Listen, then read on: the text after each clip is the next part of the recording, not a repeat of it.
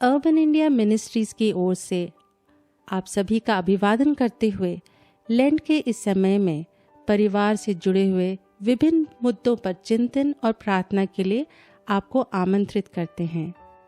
इस दौरान एक परिवार के रूप में हम यशायाह के 58 अध्याय से 40 दिनों तक अलग अलग मुद्दों पर चिंतन और प्रार्थना करेंगे। परमेश्वर की महिमा के लिए, उनके कार्यों को उनके इच्छा के अनुसार करने के लिए हम एक विनम्र हृदय से, पश्चाताप की भावना से खुद को अर्पित करते हैं। यह श्रृंखला अर्बन इंडिया मिनिस्ट्रीज के डॉक्टर पीसी मैथ्यू द्वारा लिखे गए हैं। सर्वशक्तिमान ईश्वर हमारे अध्ययन को आशीषित करें। दिन 33। युवाओं और एकल को सही दिशा या मार्गदर्शन मिलने के लिए पारिवारिक रूप से प्रार्थना करना। युवावस्था जीवन का सबसे उच्च ऊर्जा एवं उच्च क्षमता वाला चरण होता है। इसकी कीमती समय में जीवन के मुख्य फैसले जैसे विवाह, जीविका आदि लिए जाते हैं। कई बाइबल के नायकों को प्रभु का बुलावा अपने युवावस्था में मिला था। जीवन के इस बहुमूल्य ऊर्जा भरे समय को वे प्रभु के महिमा के लिए समर्पित कर दिए। यूएन के रिपोर्ट के अनुसार 1.8 अरब यानी जनसंख्या का 1/4 15 से 35 उम्र की आबादी के लोग हैं। यीशु ने इस उम्र के दौरान अपनी सेवकाई शुरू और खत्म की। दुर्भाग्य से शत्रु उसी उम्र को निशाना बनाता है और लोगों के चुनाव और जीवन को उनके हार्मोनल परिवर्तन, लुभावने एवं विनाशकारी विकल्पों द्वारा विचलित करता है। कई इसके शिकार होकर आवेगपूर्ण भावनात्मक निर्णय लेते हैं और बाद में पछताते हैं। बर्ना रिसर्च के अनुसार ईसाई युवाओं का जीवन संबंधित चुनाव अपने हम उम्र या समकक्ष के खास अलग नहीं होता है। कई युवा परमेश्वर की योजना से परे पाप के आनंद के सामने झुक गए हैं और यह गिरजाघरों में दिखता है, जहां ज्यादातर बुजुर्गों की संख्या युवाओं से अधिक है। पर हम परमेश्वर को धन्यवाद करते हैं जो आज के युवाओं पर केंद्रित सेवकाई कर रहे हैं और उनके उम्र एवं दिलचस्पी के अनुकूल उनका पथ प्रदर्शन कर रहे हैं।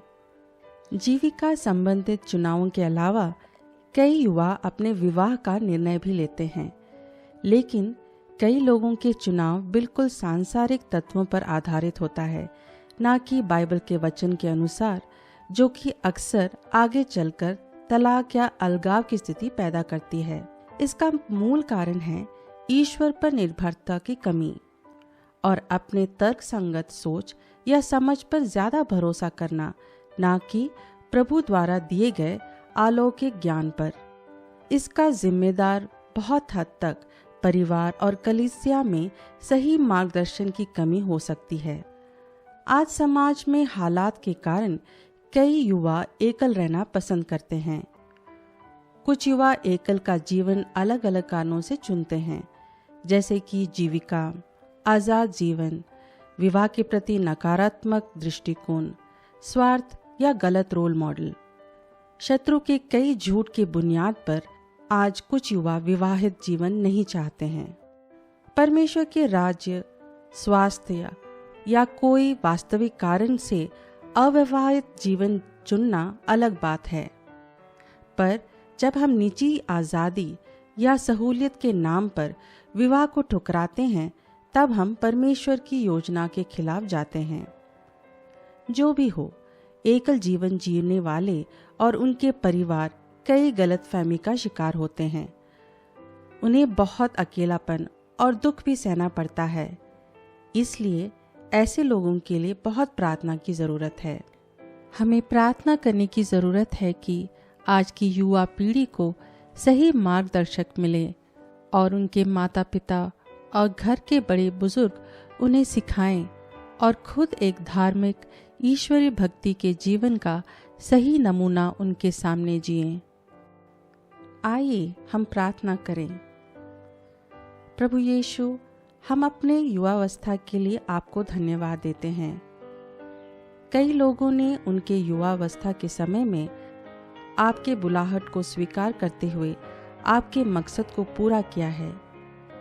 आज के युवाओं को भी मार्गदर्शन करें ताकि वे आपके प्रेम और अनुग्रह में बढ़ें और ईश्वरीय भय से प्रभावित होकर चुनाव करें।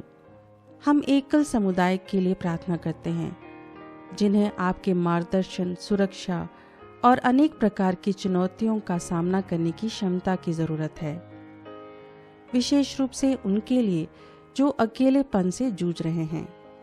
उन्हें सभी प्रकार के प्रभाव और व्याकुलता जो आपकी योजना के खिलाफ हो उससे लड़ने के लिए सशक्त करें। उन्हें प्रभु का भय मानने वाला मार्गदर्शक दें जो उनके साथ साथ चले और उनके सही मकसद को जानने और प्राप्ति में उनकी मदद करे। यीशु के नाम पर हम प्रार्थना करते हैं, आमीन। हमारे साथ जुड़ने के लिए हम आपका धन्यवाद करते हैं।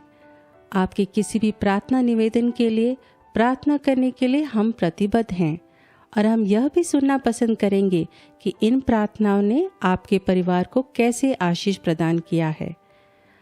हमें familyprayer@uimfrti.org पर ईमेल करें। परमेश्वर आपको और आपके परिवार को आशीष प्रदान करें।